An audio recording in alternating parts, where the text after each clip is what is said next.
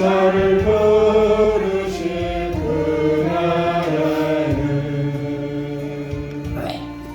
영광 중에 계신 우리 주와 함께 내가 죽도록 충성하리. 최후 승리를 얻기까지 주의 십자가 사랑하리. 빛나면 영원 받기까지 험한 십자가 붙들겠네.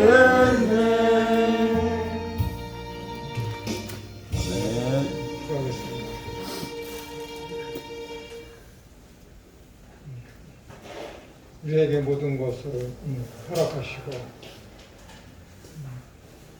우리의 모든 것의 주인이 되신 하나님 감사합니다. 만세전역을 택하시고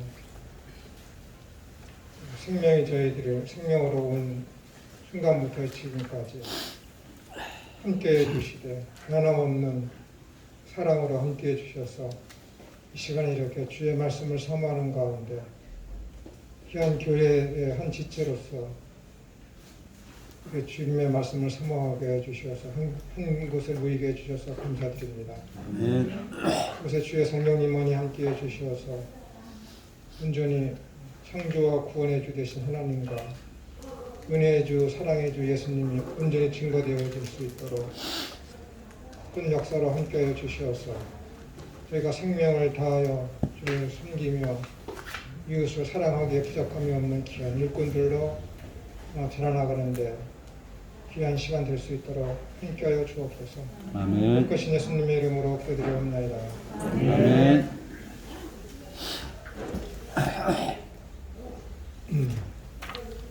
교회론에 대해서 이제 하고 있는데 지난 시간에는 이제 구약 시대의 광야 교회와 지금의 교회의 연관성을 살펴보면서 세대주의자들의 구약의 교회와 신약에 세워진 교회는 무관하다라는 그런 것이 아니라 구약의 교회가 신약의 교회를 예표하는 모형론으로서 하나님께서 이스라엘을 선택하시고 이끌어 오셨고 하나님께서 구약 교회를 통해서 신약 교회가 어떤 교회여야 되는지를 섭리 가운데 보여주셨다고 하였습니다. 그러나 구약 교회와 구약의 모형 교회나 신약에 실체된 이 교회가 지향하는 바 교회 하나인데 그것은 곧 무형 교회, 천상의 교회다라고 했고, 그다음에 교회와 하나님 나라의 관계에 대해서 우리가 살펴보면서 하나님 나라가 있는 교회, 하나님 나라가 임한 교회는 반드시 교회가 세워지고 교회는 하나님 나라를 증거한다. 그리고 교회가 하나님 나라이고 하나님 나라가 교회다라는 그런 생각은 잘못된 것이다. 이렇게 저희들이 살펴보았습니다. 그래서 오늘은 교회의 어떤 종류라고 할까, 무형 교회와 유형 교회, 그리고 이제 계속해서 이어져서 교회의 표준, 참된 교회는 이러한 모습이다라는 것에 대해서 한번 살펴보겠습니다. 지난 시간에 간단하게 11조에 대해서도 짤막하게 살펴보았는데 구약에 있었던 모든 제사 제도나 율법이나 11조에 이르기까지 절기들 그런 모든 것들이 다 신약의 교회와 예수 그리스도를 예표하는 모형론에 지나지 않는다라고 제가 말씀을 드렸습니다. 시간이 되면은 교회론을 하기 때문에 헌금에 대해서 이야기가 시간이 되면 11조에 대해서 좀 더 구체적으로 좀 말씀드리거나 시간이 되면은 상황에 따라서 11조에 대해서 헌금에 대해서 포괄적으로 간단하게 아마 살펴보고 하는 그런 마음도 있습니다. 세간에 가장 10여 년 전부터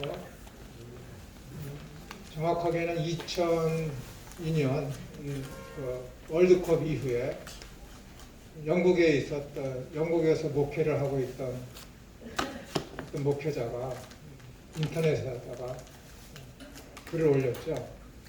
한국 교회는 11조 때문에 망한다. 라는 그런 제목으로다가 그때부터 이슈가 되어갖고 많이 이야기가 되어왔고, 그러니까 이 11조의 헌금의 문제가 교회 전반에 걸쳐서 가장 큰 관심사가 아닐 수가 없습니다. 11조를 계속해서 유지해 나가야 된다. 그렇지 말아야 된다라는 그런 이야기죠. 사실 신학교에서는 11조에 대해서 자세하게 강의하는 신학교는 없습니다. 왜냐하면 신학교 하면은 그 교단 산하에 세워진 교단 신학교가 대부분이기 때문에 교단의 통제를 받지 않습니까? 그렇기 때문에 11조에 대해서 이제 어떤 종교개혁적인 관점을 가지고 있는 신학자들이 마음속에 있는 것을 다 이야기하려고 그래도 교단의 눈치를 봐야 되기 때문에 다 얘기를 못합니다. 그렇기 때문에 아예 헌금이라는 그 포괄적인 테두리 안에서 그 필요성에 대해서 이야기하다 보니까는 헌금에 대한 11조에 대해서 그 이야기를 성경적으로 종교개혁주의적인 그런 입장으로다가 강의를 하지 못하죠. 그렇기 때문에 신학교에서는 11조에 대한 태지론에 대해서 강의를 하는 신학자들은 우리나라에서는 거의 없습니다. 참고로 천주교에서는 11조가 없거든요. 천주교에 11조가 없고, 거기는 거의 어제 제 집사람이 원장들 모임이 있어서 거기 천주교에 있는 푹 빠져있는 원장이 있기 때문에 물어보라 그랬습니다. 11조 있냐? 11조는 없고 거의 30분의 1 정도만 한다. 그렇게 이야기하더라고요. 30분. 안 내면 어떻게 하냐 그랬더니 한 6개월 안 내면 전화가 한대요. 6개월 안 내면은 그래서 저기 성당 이렇게 이끌어가는 게 힘드니까 신경을 좀 써달라고 이야기를 한대요. 그 정도로만 얘기하더라고요. 근데 개신교에는 아직도 11조가 있죠. 미국 같은 상황에서 교단적인 차원에서는 없지만 개교회에서는 이야기를 합니다. 개교회에서는 11조의 유효성을 이야기해서 11조를 미국에서 강요하는 교회가 좀 있죠. 그러나 교단적인 차원에서는 다 하지 않습니다. 다음에 이제 기회가 되면 말씀을 드리겠습니다. 자, 교회의 부분 16조 그 차례죠. 교회의 부분에 대해서 말씀드리겠습니다. 청년이 고기를 사줬는데 마늘을 몇 개 먹었더니 숨 쉴 때 먹었어요. 저희도 고기를 먹었어요. 지금 고기 먹으면 자라가는 건데. 아우 냄새. 자, 교회는 첫째 무형교회와 유형교회로 구분이 됩니다. 이 말의 의미는 하나님의 교회는 보이는 교회와 보이지 않는 교회가 존재한다는 의미입니다. 이 두 교회는 두 개의 대립되는 다른 교회를 말하는 것이 아니라 하나의 예수 그리스도의 교회가 가지는 다른 두 양상을 지칭하는 것입니다. 그러니까 교회라는 개념을 여러분들이 가시적인 가견적인 건물로다가 알고 계셨던 분이라면 그것을 버리고 예수 그리스도에 대한 신앙을 고백하는 사람들의 어떤 공동체, 무리, 그것을 교회다라고 여러분들이 이해를 하셔야 됩니다. 교회가 그리스도와의 연합으로 성립하기 때문에 그리스도에게 연합된 사람만이 교회의 일원이 됩니다. 그러나 이 그리스도의 연합은 믿음을 통한 거듭난 중생, 위로부터 새롭게 태어난다라는 것을 이루어집니다. 중생은 영적이어서 육체적인 눈에 식별이 되는 것이 아닙니다. 하나님만이 자기의 교회를 온전하게 하십니다. 그러니까 저도 모르고 여러분도 누가 이 사람이 무형교회에 속해 있는 하나님 나라의 백성으로서 하나님의 통치를 받는 교회의 일원인지 무형교회에 속해 있는 사람인지 여러분도 옆에 있는 사람에 대해서 모르고 저도 모르는 거예요. 그러나 옆에 함께 예수님에 대한 신앙을 저희들이 공히 고백하고 있기 때문에 그걸 교회의 일원으로 받아들이고 무형교회의 일원으로서 우리가 인식하고 함께 예배를 하고 있는 것이죠. 그러나 분명히 여러분이 다니는 예배당에 있는 교회의 일원 중에서는 무형교회에 속해 있지 않고 그냥 유형교회에 예배당에 나와 있기 때문에 교인으로서 인정되는 가라지가 분명히 있을 수 있고 있습니다. 반드시 있습니다. 그것을 저희가 모르는 것이죠. 그러나 이 믿음이라는 것을 통해서 볼 때 가장 확실하게 드러날 수 있는 것이 무엇이냐면은 로마서에 있는 1장부터 11장까지의 교리적인 그런 측면에 대해서 알고 있고 인정하면서 12장부터 이야기하는 너희 몸을 산제사 드리라, 이것이 하나님께 드릴 합당한 예배니라라는 거기에서 주어지는 12장 3절부터 그 16장까지 쭉 내려져 오는 그 안에 속해져 있는 실천 부분에 있어서 그런 것이 행해지는가 행해지지 않는가, 거기 핵심이 되는 모든 사랑은 율법의 완성이니라 하면서 믿음에 대해서 14장에서 말씀하고 있지 않습니까? 그러면 14장에서 하나님 나라의 일은 먹는 것과 마시는 것이 아니요 오직 의와 희락과 화평이라 하면서 너희 속에 믿음이 있는지 없는지 확인하고 믿음으로 행하지 않는 모든 것이 죄라는, 믿음을 여러분들이 드러내지 않는, 여러분이 믿고 있는 참된 신앙이 드러나야 되는데 그것이 무엇이냐면은 하나님 나라의 일이라는 것이죠. 그것이 무엇을 하든지 간에 공의가 드러나야 되며 그 공의를 행할 때에 기뻐야 되고 그 기쁨 가운데 하나님과 이웃과의 어떤 화목이 함께 이루어져야 하는 것. 그것이 믿음이 아니면 그것이 불가능하거든요. 믿음이 아니고 내가 슬픔과 내가 손해를 보는데도 하나님 나라를 더 좋은 나라로 여기는 그 믿음이 있을 때는 어떻게 되는 거예요? 이 땅은 잠깐 안개와 같이 있다가 사라져요. 아침에 피웠다가 오후가 되면 사라지는 꽃과 같은 그런 인생이 세상이기 때문에 이 세상보다 저 하나님 나라를 더 귀히 여긴다면은 이 땅에서의 어떤 받는 손해와 어떤 고난, 그런 것은 아무것도 아닌 것으로다가 우리가 여길 수 있는 것이죠. 그런 것입니다. 그 믿음이 없으면은 하나님 나라에 대한 그 믿음을 가지고 행할 때에 공의와 희락과 화평이 이루어질 수 있느냐? 불가능한 것이죠. 불가능합니다. 안 돼요.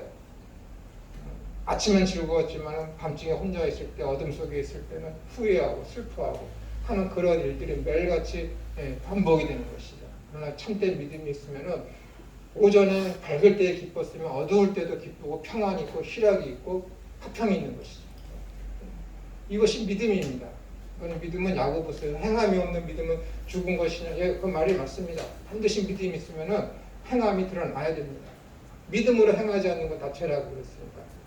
그 로마서에 있는 그 믿음, 오직 믿음은 은혜니라라는 그것과 야고보서가 지장하는 믿음은 행함이 반드시 있어야 된다. 행함이 없는 믿음은 죽은 것이니라. 그것은 서로 상충되거나 부딪히는 것이 아니라 일맥상통하는 똑같은 말이에요. 믿음이라는 그 피스티스라는 그 안에는 행함이 반드시 포함되어 있기 때문에 그렇습니다. 믿음이 있으면은 어쩔 수 없이 그는 본질적으로 그것이 겉으로 드러나지 않을 수 없는 빛의 존재이기 때문에 행함이 없을 수가 없거든요. 행함이 없을 수가 없습니다. 본인은 알 거예요. 자기 자신이 믿음이 있는지, 나의 이 지금 믿음을 통해서 이 행함을 하고 있는데 이것이 기쁜지 안 기쁜지, 겉으로는 웃고 있지만 속으로는 원망할 수 있는, 그걸 누가 알겠습니까? 본인만 알고 할 수 있죠. 믿음이 있는지 없는지는 본인이 체크할 때 그 하나님 나라를 바라며 삶을 살아나갈 때에 이 땅에서의 삶을 통해서 정말로 희락과 화평과 공의가 내 삶 가운데 이루어지는지 없는지 그것을 살펴보시면 됩니다. 그리고 교회의 한 일원으로서 지체된 몸으로서 내가 누구를 무시하거나 원망하거나 그건 없어져야 된다는 그런 교회를 분열시키는, 분리시키는, 파괴시키는 그런 마음과 그런 행위를 하고 있는지 하고 있지 않는지 본인이 알고 있지 않겠습니까? 아주 중요한 거예요. 교회를 하면서 이것이 아주 중요합니다. 자, 교회에는 가라지인 비중생자들도 있습니다. 그들은 외형적, 보이는 교회, 유형교회, 외형적으로는 교회에 속해 있지만 참교회, 보이지 않는 교회, 무형교회에 속해 있는 것이 아닙니다. 누가요? 가라지들이. 가라지는 사탄이 뿌려놨다고 마태복음 13장 그 비유에서 말씀하고 있지 않습니까? 그리스도와 연합된 자들은 다 하나님의 택자들입니다. 이 선택자들이 누구인지 알 수 있는 사람은 없습니다. 이런 교회는 비과시적인 교회 또는 무형교회라고 합니다. 하나님으로부터 진짜 택함받은 그 사람, 그 어린 양은 그가 비과시적인 교회, 무형교회에 속해 있다라는 것입니다. 그 사람들은 성령의 열매, 자기의 열매가 아니라 성령을 통해서 성령의 열매가 그의 삶 가운데서 맺어지게 되어 있습니다. 왜냐하면 성령님이 내 속에 계신데 중생하였는데 위로부터 거듭났는데 성령이 내 속에 임했는데 성령이 내가 성령 세례를 받고 내가 성령을 마신 자가 되었는데 어떻게 성령을 쫓는 성령의 소욕을 쫓는 하나님 나라의 영광을 구하는 하나님을 가장 귀히 여기는 그런 삶을 추종하지 않을 수가 있겠습니까? 이거는 피할 수 없는 본질적이며 필수적인 그런 삶의 태도입니다. 이 교회가 눈에 보이지 않는 이유는 교회는 본질적으로 영적이며 영적인 본질은 육안으로 식별되는 것이 아니기 때문에 그렇습니다. 그리스도와 신자들의 연합은 신비적인 연합입니다. 이 신비적인 연합이 어떻게 이루어지는 것입니까? 성령님이 내 속에 오셔서 성령 세례를 받고 성령을 마시거나 한다. 그래서 믿음을 통해서 예수님께서 행하신 모든 사역이 나의 것이 되는 것이죠. 그렇죠? 예수님의 죽으심이 내 죽음이 되고 예수님의 부활이 내 부활이 되는 그래서 그 연합이 되는 그 믿음을 통해서 하나가 되는 그것을 가지고 신비적 연합이다라고 하는 거예요. 그것은 내가 하고 싶어 되는 것이 아니라 하나님의 택하심과 성령님의 임하심을 통해서 이루어지는 것이죠. 그러면 하나님 나라가 내 속에 임하는 것입니다. 그래서 하나님 나라는 뭐라 그랬어요? 내가 가는 것이 아니라 임하는 것이다. 성경에서 계속 그렇게 이야기하고 있거든요. 근데 자꾸만 하나님 나라라니까 어느 나라라니까 이민 가는 것처럼 내가 죽어서 가는 것, 내가 가는 것으로 이야기하고 있는데 성경에서는 한 번도 람바노하고 치하다라는 것이 있지만은 그 하나님 나라가 임하는 것이지 마태복음 12장에 있어서 세례 요한 이르러 천국의 침노를 당하노니 하기 때문에 천국을 내가 가는 것처럼 하고 있지만은 그것은 능동태로 잘못 번역된 중간태인데 그거를 능동태로 잘못 번역된 수동태로 잘못 번역된 것이죠. 능동태로 번역을 해야 되는데 천국은 침노를 당하는 것이 아니라 천국은 침투에 들어가는 것이고 강력한 힘으로다가 택하신 그 백성에게 성령님이 강력하게 임하셔서 하나님 나라가 그에게 임하게 되는 것인데 이상하게 번역을 해놨습니다. 그리고 저번 주에도 말씀드리려고 했지만 마태복음 23장 24절 거기에 보시면은 11절 이야기를 하면서 그 얘기하고 있지 않습니까? 공의와 긍휼과 믿음 이것도 행하고 저것도 행해야 되는 하면서 그 뒤에 따라 나오는 말씀이 있지 않습니까? 율법의 중함과 이런 것들은 버리고 다른 약대와 분양과 그런 걸 11절을 바치면서 너희가 약대는 걸러내고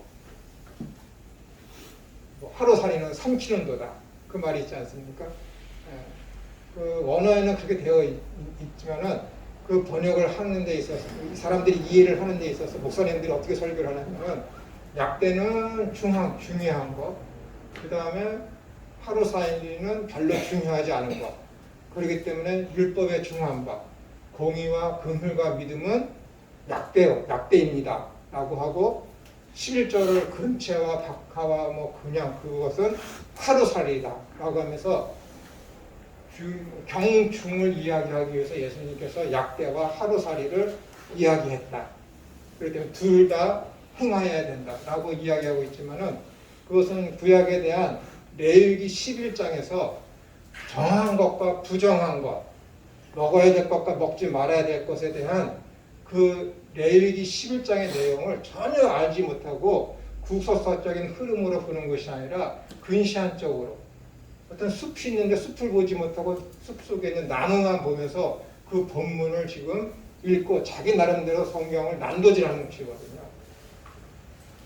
그러니까 거기서 이야기하는 약대와 하루살이는 율법의 어떤 부분은 중하고 율법의 어떤 부분은 중하지 않고 율법이 가지고 있는 의미는 중요하고 외향적으로 드러나는 그 외식적인 그런 것들은 덜 중요한 그런 의미가 아니라 정한 것과 부정한 것, 먹지 말아야 될 것을 이야기하는 것이거든요. 거기서 그 약대가 뭐예요? 낙타인데 낙타는 배색임질은 하지만은 발이 갈라지지 않았잖아요. 먹으면 안 되는 거예요. 그리고 하나님께서 날아다니는 것 중에 먹어야 될 것은 뭐만 있다고 그랬어요? 메뚜기만 먹을 수 있다고 그랬거든요. 메뚜기만 먹을 수 있지 다른 것은 절대 날개가 있고 걸어다니는 네 발 달린 거나 그런 것들은 절대 부정한 것이기 때문에 먹지 말아야 된다 했기 때문에 약대도 먹으면 안 되고 하루살이도 먹으면 안 되는 거예요. 그 얘기를 하는 거거든요. 너희들은 율법의 중함과 공의와 긍휼과 믿음도 행하지 아니하고 절대 행할 수 있는 능력이 없다라는 거예요. 행할 수 없고 11절의 외형적인 그런 것도 너희들은 앞으로는 하지 못해야 될 것이다 라고 하면서 그 이야기가 있는 끝에 부분에 있어서 집을 내가 박살낼 것이다. 그러면서 24장으로 넘어가면서 돌 위에 돌 하나도 남지 않겠다 라고 예수님 선언하시잖아요. 그러니까는 너희들은 절대로 다 율법의 그런 의미하는 공의와 긍휼과 믿음도 너희들은 없고 행할 수도 없으며 앞으로 너는 11조도 절대 못하게 되는 시대가 올 것이다. 너희는 할 수 없다. 그것을 얘기하는 거거든요. 그러니까 그 부분을 그렇게 이해해야 되지 대부분의 한 10,000명 중에 9,999분의 목사님이 얘기하는 것처럼 율법의 어떤 경중을 따지기 위해서 약대와 하루살이에 대한 이야기를 예수님이 거기다가 놓고 이야기하신 게 절대 아닙니다. 그 레위기 11장을 여러분들 읽어보시면은 예수님께서 왜 율법에서 정하는 먹지 못하는 그 음식을 가지고 여기다가 비유를 하셨는가를 여러분들이 이해하게 되실 것입니다. 성경을 구속사적으로 읽으셔야 되는데 그렇게 읽지 않으시고 자기들이 이해하는 대로 철학적인 사고에 의해서 그 성경을 읽으려고 하니까는 그런 식으로밖에 성경을 읽지 못하는 거예요. 다음에 이제 좀 더 자세히 말씀드릴 것입니다. 성령님께서는 보이지 않는 끈으로 양쪽을 연합시키는 누구요? 하나님과 사람을 연합시킵니다. 예를 들면 거듭남, 참된 회개, 참된 믿음, 그리스도와의 영적인 교제 등과 같은 구원의 복들은 눈에는 보이지 않는 것입니다. 그러나 이와 같은 것들이 교회의 실제적인 성격을 구성합니다. 이러한 것들을 체험하지 못한 자들은 참 교회의 일원이 될 수 없는 거예요. 다시요.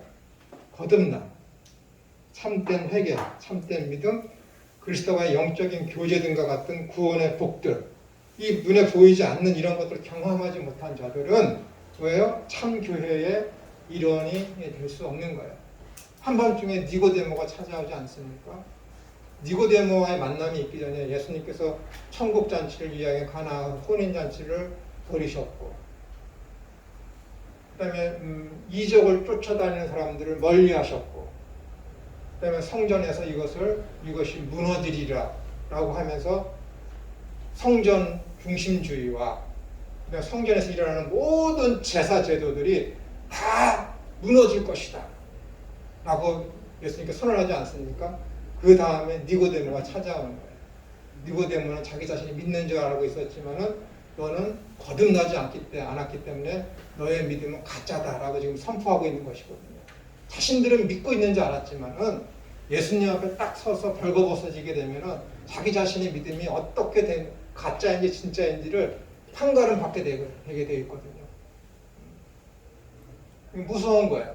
나는 믿고 있는 줄 알고 있었는데 그 믿음이 참 믿음이 아닌 거예요. 그래서 예수님이 이 땅에 오셨을 때 예수님 보고 뭐라 그래요? 참빛, 참빛이라는 거야. 참빛, 참빛.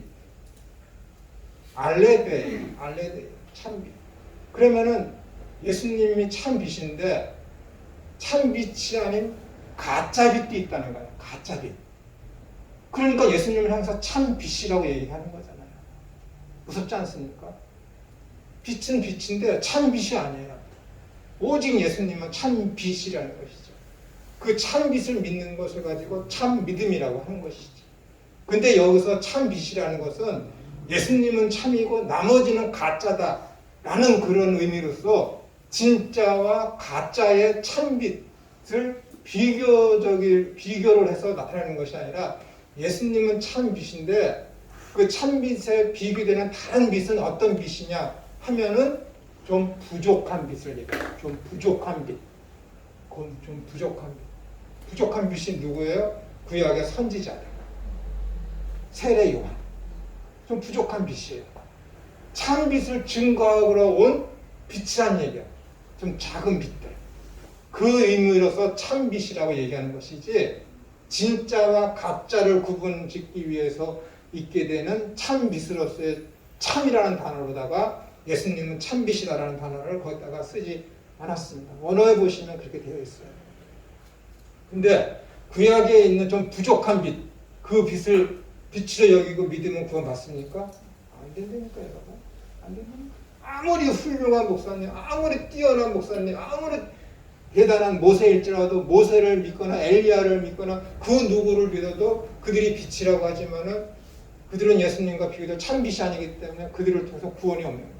오직 참빛이신 예수님, 누구와도 비교될 수 없는 그분만이 참빛이기 때문에 그분을 믿을 때에 구원이 임하는 것이거든요. 근데 이 참빛을 역할을 하는 것이 사람뿐이냐? 아니에요. 구약의 수많은 제사제도들, 일, 월, 절기, 해, 그 다음에 성전, 율법, 이러한 것들이 이스라엘 사람들에게 빛의 역할을 했습니다. 근데 그 빛이 뭐예요? 다 구약의 선지자들도 참빛이신 예수님에게로 이끄는 빛이란 얘기예요. 예수님에게. 그러니까 여러분들도 빛입니다. 그러잖아. 너희는 세상의 소금이며 너희는 세상의 빛이라. 이 빛이 누구에게로 사람들이 이끌어야 되는 거예요? 예수님에게로 이끄는 빛이에요. 그래야 그 빛으로서 참된 역할을 하는 것이지. 근데 거짓된 믿음이 있는 그 빛들은 어떻게 되는 거예요? 자기가 빛이라고 그러면서 그 사람들을 예수님에게로 이끄는 것이 아니라 자기가 이끌어간다고. 자기 제자를 키운다고. 자기 배만 불리게 된다고. 곤란한 것이죠. 거기에 가장 많이 걸려있는 게 뭐예요? 교회, 교권주의, 그 다음에 헌금의 그런 문제들. 이 종교개혁이 모든 것은 다 개혁을 했는데, 개혁했다고 하는데, 교리적으로. 근데 11조만큼은 이 개신교회가 그것을 뛰어넘지를 못했습니다. 굉장히 마음 아픈 것이죠. 마음 아픈 것이죠. 천주교의 교리를 보면은 기원 후 70년에 성전이 파괴되지 않습니까? 성전이 파괴되니까는 레위인들이 행하는 모든 제사 제도들도 다 사라지게 되는 거예요. 그러니까 그들에게 바쳐야 될 11조가 사라진 것이지. 당연히 사라지는 거잖아요. 성전이 파괴됐으니까. 제사를 어떻게 드려? 제사를 드리는 레위인들이 사는 역할이 없는데. 당연히 제사 제도가 파괴되니까는 레위인들한테 하는 11조도 다 없어지는 거예요. 당연하게. 그 유대인들은 11조를 안 한다니까요. 유대인은 11조 없습니다. 예, 그런데 이상하게 기독교가 그때 그것을 수용을 합니다. 11조를. 계속해서 오면서 잔미아 회의 결치고 185년에 교회 종교회의 하면서 하고 586년에도 종교회의 하고 하면서 기원 후 9세기에 십자군 전쟁이 일어나기 전에 교회에서 완전히 중세교회에서 11조는 없는 것이다 폐지해버렸거든요. 그런데 11조를 하지 않으니까 어떻게 돼요? 교회 헌금이 긁어지니까는 이들이 천주교인들이 시대에 오면서 여러 가지 헌금의 항목을 만들어내는 거예요. 그러니까는 개신교가 생기게 된 것이죠. 교를 너무 많이 하면서. 근데 개신교가 그것을 또 음흉하게 또 차용하게 되는 것이죠. 그렇게 되는 거예요, 여러분. 천주교는 그래서 11조 때문에 교회가 분열되는 것을 역사를 지들이 맡고 왔기 때문에 11조로 아예 없앴습니다. 그런데 그것을 이제 개신교가 이제 수용하게 된 것이죠. 그 개신교가 11조를 수용하게 될 때 가장 큰 성경 구절이 말라기서 3장과 마태복음 23장 23절하고 누가복음 11장에 있는 그 말씀을 가지고 그 다음에 마태복음 10장과 누가복음 10장에 있는 일꾼들이 삭슬 받는 것이 당연하다라는 그 말에 의해서 11절을 걷죠. 일꾼들이 삭슬 받는 건 당연한 것입니다. 당연한 거예요. 그러나 그것을 11조라는 명목하에 11조로 걷어들이는 것은 성경 구속사에 의해서 그것을 제대로 이해하지 못하고 있습니다. 예수님께서 이 부분에 대해서 11조에 대해서 딱 한 번 말씀드렸지만은 구속사회적인 흐름으로 봤을 때는 사도 바울도 11조가 사라졌음을 말하는 부분들이 굉장히 많이 있습니다. 그래서 11조라는 말을 쓰지 않냐고 프로타코스라는 연보라는 단어를 쓰고 있지 않습니까? 사도 바울이 특히 고린도 후서 9장 그래서 거기서 열렬하게 연보에 대해서 이야기하고 있고 헌금이라는 이 단어, 예물이라는 이 단어도 구속사적으로 봤을 때 굉장히 비성경적인 단어입니다. 왜냐하면 우리가 하나님 앞에 예배하고 우리가 하나님 앞에 나아갈 수 있는 것은 예수 그리스도의 그 보혈의 공로에 의해서 믿음을 통해서만 나갈 수 있는 것인데 이 헌금이라는 단어나 예물이라는 이 단어는 뭐냐면 하나님 앞에 내가 나아가니 이 예물을 받아주세요. 이 예물을 통해서 저를 받아주세요. 라는 의미가 예물이며 헌금이라는 뜻이거든요. 예수님의 그 거룩하신 그 보혈의 공로를 무시하고 이 헌금을 통해서 날 받아주십시오. 라는 의미가 그 헌금이라는 단어에 있는 것이고 예물이라는 단어에 있는 거예요. 그러니까 이것을 구속사적이며 복음적인 용어로 선택했을 때는 이 단어들은 사라져야 됩니다. 마음 아프죠? 사라져야 됩니다. 성경에 있는 말씀대로 연보, 우리나라가 성경에 10번 그 단어가 신약에 나오는데 연보라는 단어를 쓰는 것이 가장 성경적이며 복음적이며 구속사에 합당한 단어이다. 라는 상식적으로 그것을 알아두셔야 돼요. 사도 바울은 한 번도 헌금이라는 단어를 쓰지 않았습니다. 항상 연보. 그래서 무엇할 때 억지로 내지 말고 즐거움으로 내라. 그렇게 하고 있지 않습니까? 그리고 계획해서 내라. 계획적으로. 그러니까 제가 맞는 것 같아요. 저는 계산적이거든요. 딱딱딱 계산해서 이렇게 하면 내가 손해보는데 안 되는데 다음 달 힘든데 우리 애들 용돈 주는 거 내가 안 되는데 딱딱딱 계산을 하거든요. 하다 말이 그래요. 분명히 계획적으로 헌금하라.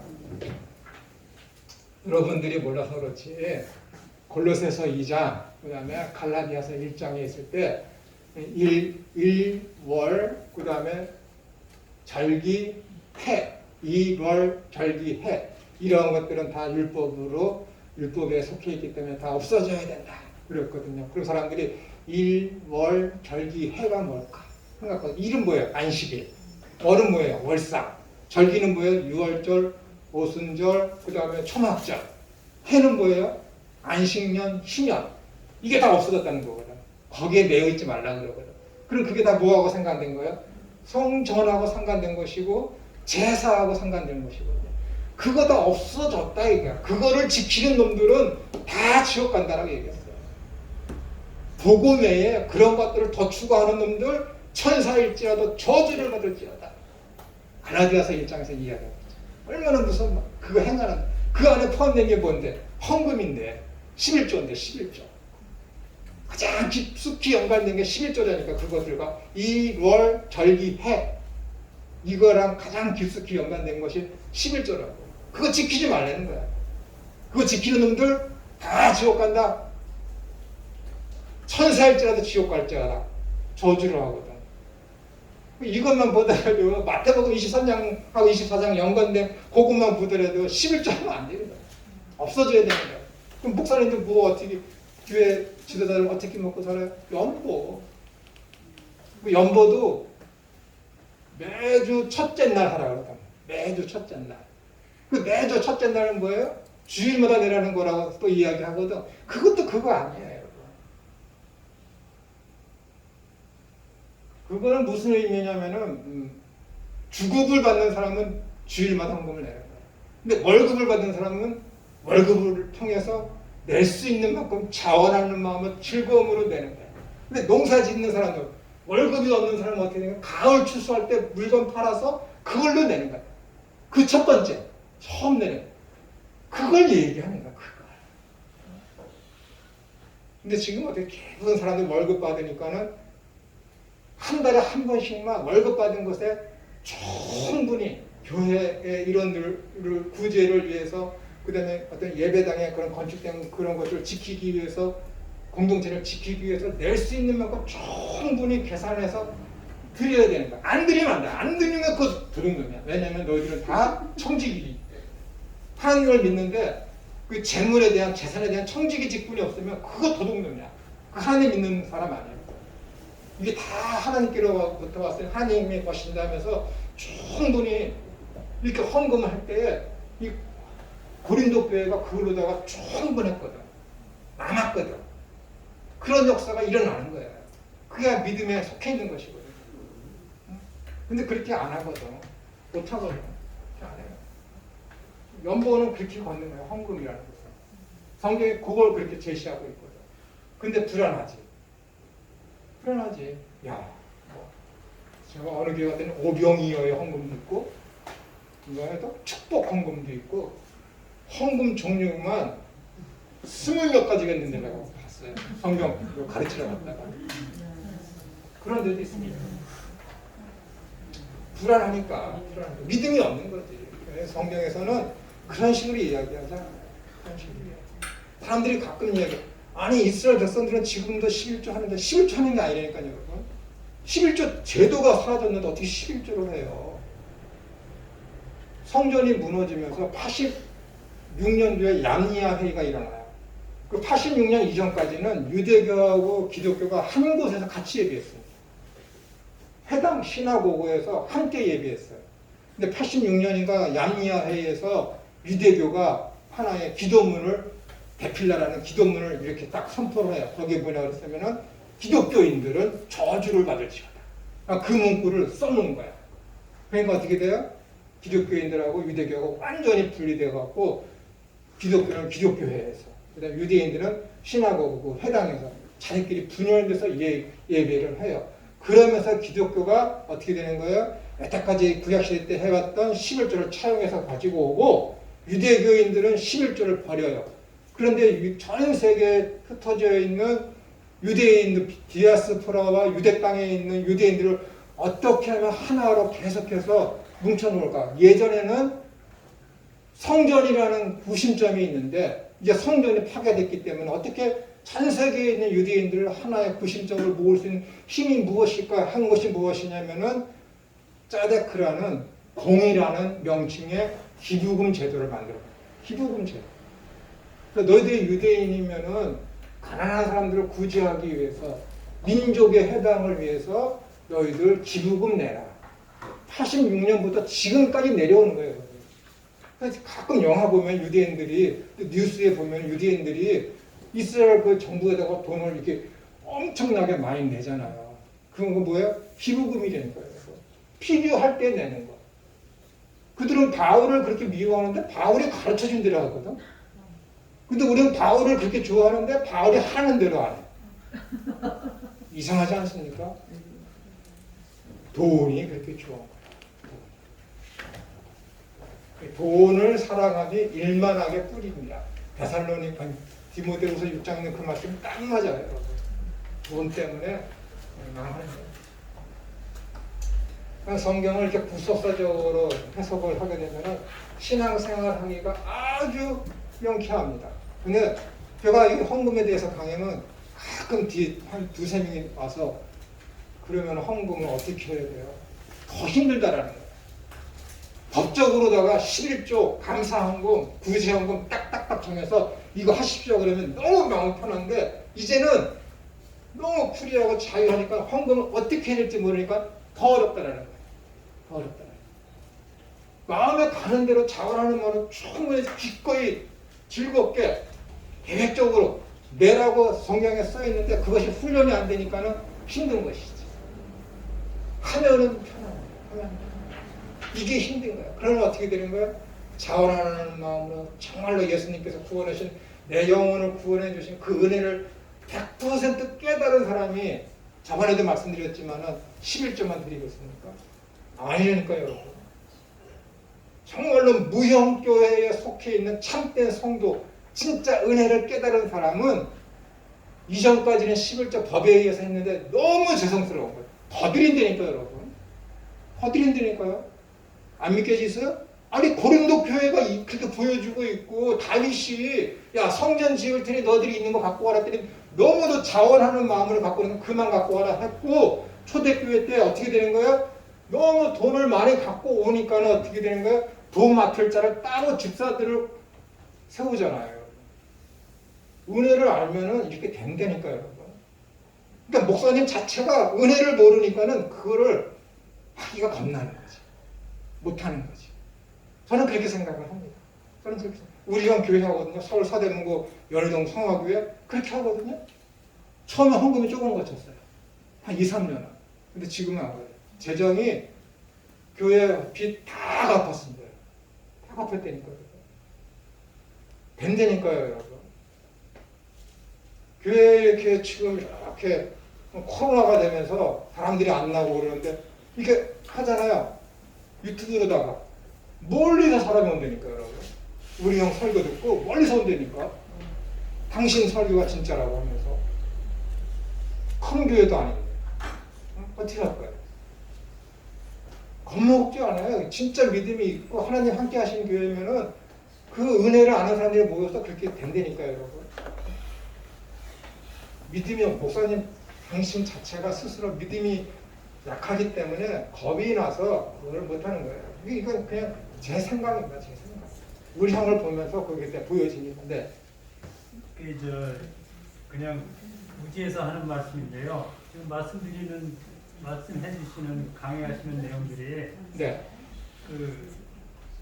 여러 가지 그 헤아리기가 좀 힘들었었는데 네. 오늘 그 말씀하시는 그 상황으로 이렇게 이어서 보면은 그 일월절기 뭐 이와 같은 말씀 먼저 하셨고, 네. 그리고 또 그것이 이제 대표성이라고 말씀하신 거고, 네. 그 제사제도에 대한 그 유예된 거라고 이렇게 말씀하셨고, 그리고 그것이 예수 그리스도 예수님이 오시고 난 뒤에 대표성으로 해서 성전이 없어진 형태다. 그리고 거기에서 이제 11조라는 것이 실상 예수 그리스도로 대표성으로 사라졌다. 그 다음에 그런데 더 중요한 것이 연보라는 개념으로 이제 이어지신 거죠. 네. 그 연보라는 개념이라는 것이 더 질서와 더불어 계획성이라는 것 더불어 하다 보니까 11조보다 더 어찌 보면 제 마음으로는 역시 그 연보라는 개념이 11조보다 더욱 믿음이 더하겠구나 하는 생각이 들더라고요. 믿음을 하는 겁니다. 네. 예? 믿음을 하는 거죠. 그렇죠. 네. 믿음이 더하겠구나. 그리고 우리가 신앙생활을 할 때에 대체적으로 이렇게 받아들이고 저렇게 받아들이고 이렇게 받아들여가지고는 질서가 없어요. 네. 그런데 결국은 이와 같은 그 모든 신앙의 기초는 질서를 토대로 한 하나님의 우리의 견고한 믿음인데, 이게 바로 연보의 개념이 질서의 개념과 이꼬르게 되는 개념이 언뜻 느껴졌어요. 네. 예, 그러니까 그게 더 중요한 거 아닌가 네. 하는 것을 말씀해 주시는 건지 그렇게 받아들였는데, 네. 그게 맞는 거죠. 네, 그렇게 하시면 됩니다. 왜냐하면 사도 바울의 성경을 통해서 분명하게 그렇게 말씀하고 있고, 예. 그다음에 마태복음 17장에 보시면은 좀 어려운 이건 성경의 난제라고 그러거든요. 근데 이걸 구속사적으로 보지 않고 저번 주에도 말씀드리려다가 여러분들이 어려워하시는 것 같아서 제가 중간에 끊은 부분인데 거기에 보면은 이제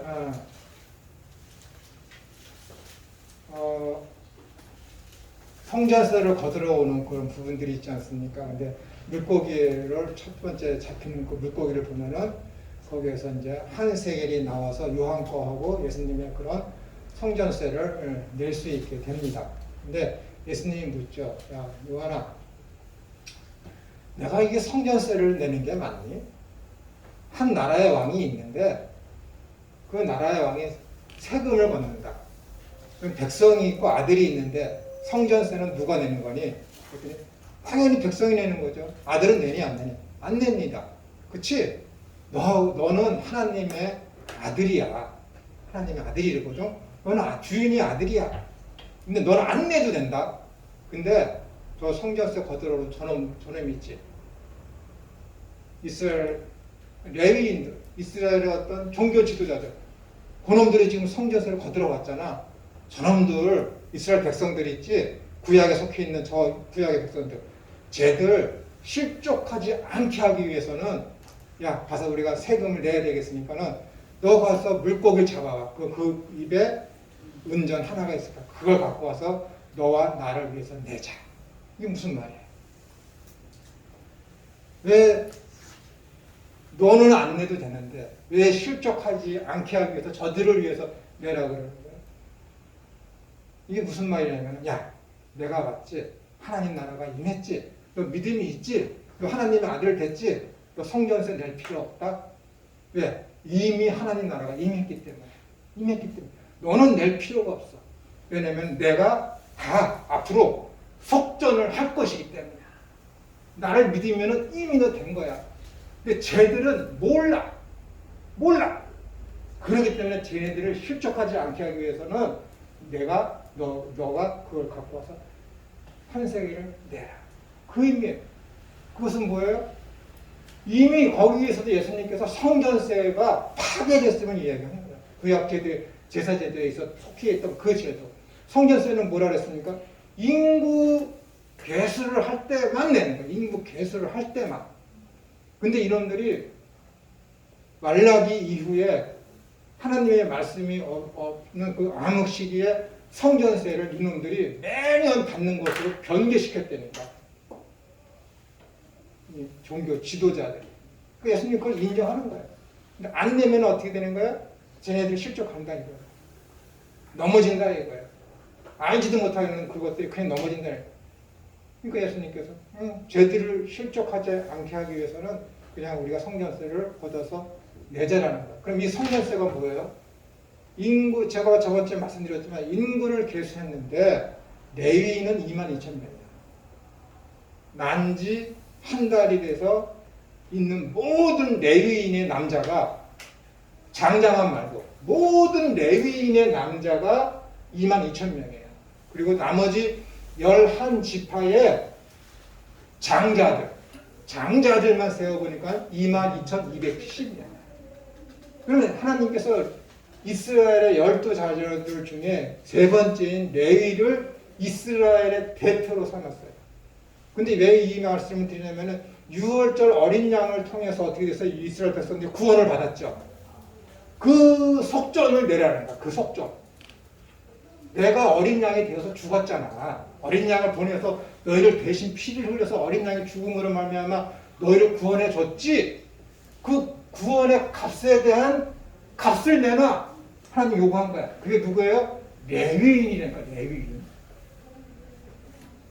어린 양의 피값의 속전으로다가 요구한 게 레위인이라니까요. 근데 그게 누구예요? 22,000명이야. 근데 지금 어떻게 돼요? 한 가장이 뭐예요? 그 집 전체를 대표하는 거잖아. 구속사에서는. 잘 이해하셔야 돼요. 첫 번째는 뭐예요? 전체를 대표하는 거야. 첫 번째가. 그러니까 아담이 첫 번째 이제 전체를 대표하잖아요. 그것처럼 첫 번째는 전체를 대표하는 거예요. 근데 이스라엘을 전체를 대표하는 게 누구라고? 레위인. 근데 그 남자들이 몇 명이라고? 22,000명. 그 나머지 11지파의 장남이 뭐예요? 22,270명. 하나님께서 야 속전세네.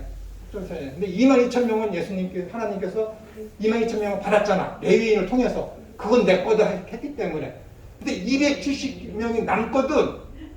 270명이 남으니까 어떻게 돼요? 야 걔네들한테 반세계씩 받아. 반세계씩. 그러면은 그걸 성전세야. 반세계씩 받아. 그럼 내가 그거를 속전세로 여겨줄게. 이해가 되세요?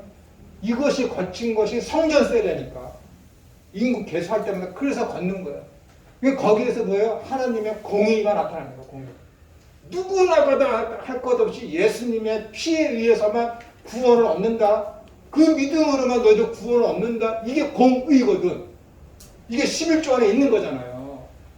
11조. 그러니까 11조에서 공의와 긍휼과 믿음이 이 11조에 대한 11조, 구약의 11조가 예수님께서 이루시는 공의와 긍휼과 믿음을 예표하기 위해서 주어진 것이 뭐예요? 11조라니까. 그냥 레위인을 먹여 살리게 하기 위해서 11조를 하라는 것이 아니라 이 11조의 진의가 뭐라고? 공의와 긍휼과 믿음이야. 그래서 이것을 이루신 분이 누구라고요?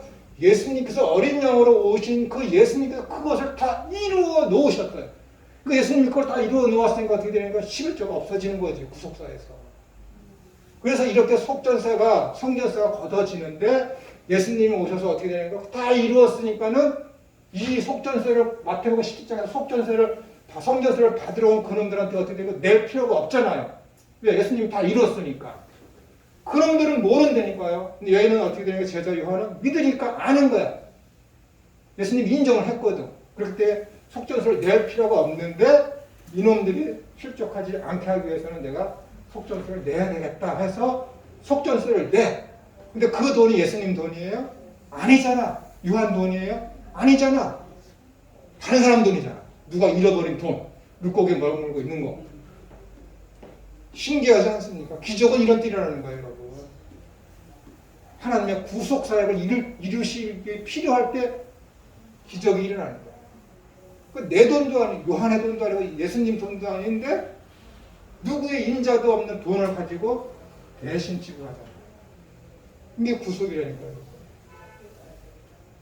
그러니까 이미 어떻게 구속의 완결성을 내다보고 예수님께서 지금 마태복음 10장에서 그 이야기를 지금 하는 거예요. 걔네 그 이야기가 거기에 들어가 있는 것이 아니라. 그러니까 예수님께서 여러 부분에서 제사 제도에 완전히 끝난 것을 이야기한 내포하는 부분이 여러 곳에 이렇게 나타나고 있거든요. 그러니까 성전이 끝난 것, 제사 제도가 끝난다는 그 안에는 뭐가 있냐면 반드시 11조라는 것이 포함되어 있는 거예요. 11조는 폐지된 것입니다. 그렇다고 헌금 안 하면 나쁜 놈이에요. 지옥 갈 놈이야. 더 해야지. 제 얘기할까요? 전 매일같이 돈 모읍니다. 거의. 강의하죠? 얼마 받는지 몰라요. 무조건 봉투 들고 가면 우리 집사람이 내놔. 그거 얼마 있는지 좀 볼게. 경물상시 열어본 적 없어요. 한 번 열어봤다가 600만 원이 들어있어갖고 그때 이후부터 견물생심이 생겨갖고 절대 열어보질 않아요. 강남교회 갔더니 660만 원을 주고. 그 다음부터는 견물생심이라고 내가 그때 얘기했어. 앞으로는 열어보지 않고 갖고 오면 무조건 줄게. 무조건 줄게.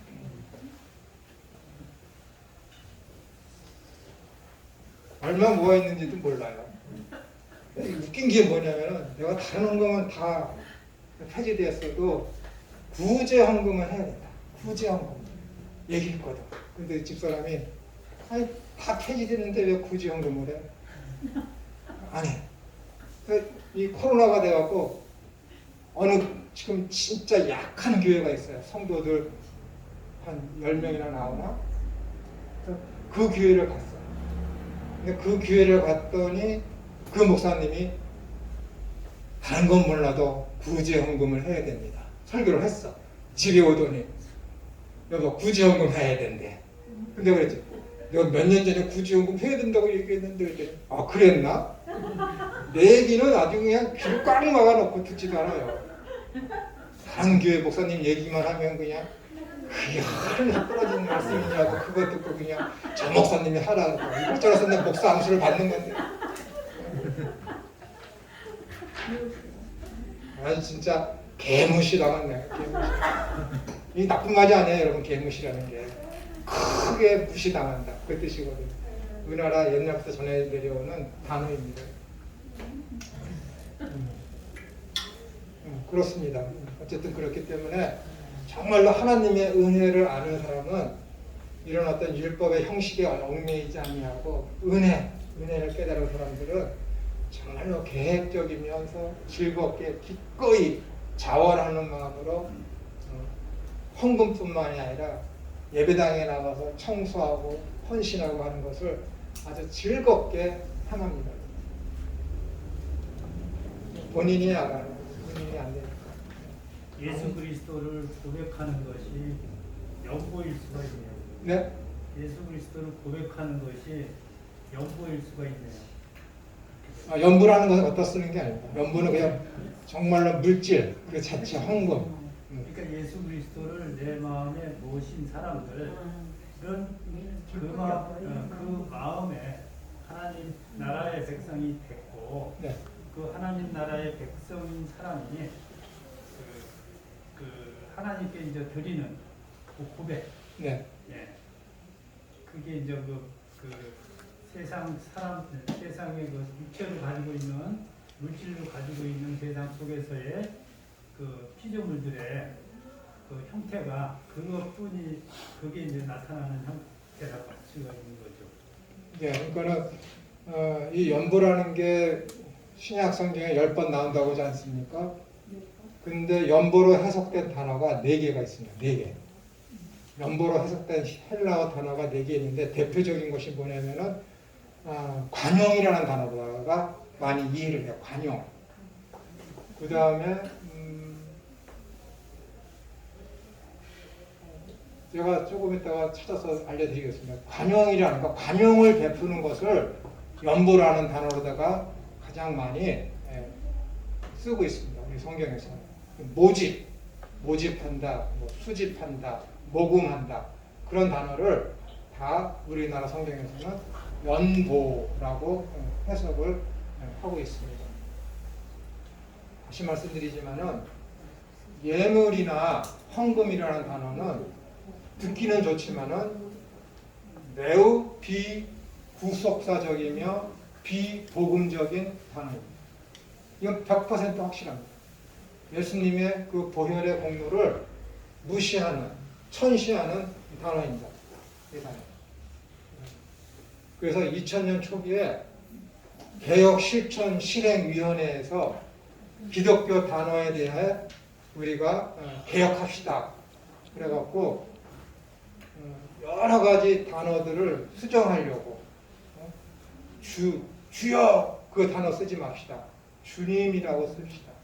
라는 것에서부터 시작해갖고 그래서 찬송가에 보시면 여러분 예수라는 말 대신에 예수님 많이 들어간 게 많아요. 주라는 대신에 주님 이렇게 쓴 단어가 찬송가에 많이 생겼습니다. 그게 다 그 개혁 실천 실행위원회에서 이렇게 개혁 운동을 한다고 그래갖고 단어부터 우리가 고쳐 나갑시다. 그런 얘기를 해서 이제 많이 고쳐진 것이죠. 근데 사람들이 기도 드릴 때 예수님하고 맞짱 뜨려는지 함부로 부르잖아요. 주야, 왜 주인이 있는데 주여 누가 그렇게 부를 수 있습니까? 주인님, 주님 그렇게 부르죠. 천지의 대주제이시며 창조주이시며 광활하신 그분, 나의 주인이신 그분, 나를 만드신 그분, 그분을 어떻게 그냥 함부로 습관성으로다가 부르니까 그런 일들이 이제 벌어지는 것이죠. 조금 쉬었다가 35분에 하겠습니다.